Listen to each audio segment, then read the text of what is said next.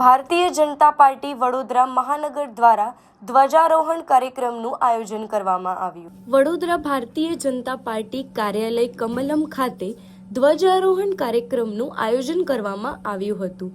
આ કાર્યક્રમમાં મોટી સંખ્યામાં ભારતીય જનતા પાર્ટીના તમામ કાર્યકરો પદાધિકારીઓ ઉપસ્થિત રહ્યા હતા।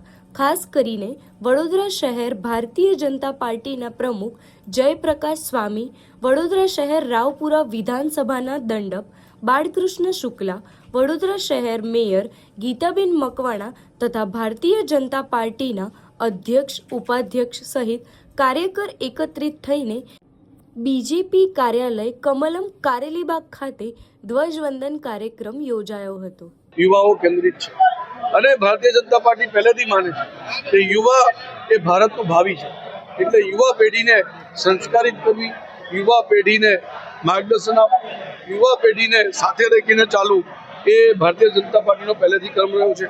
અમારા ત્યાં તો યુવા મોરચો પણ છે અને અનેક એવા મોરચામાં યુવા લોકોને અમે જોડતા પણ રહીએ છીએ।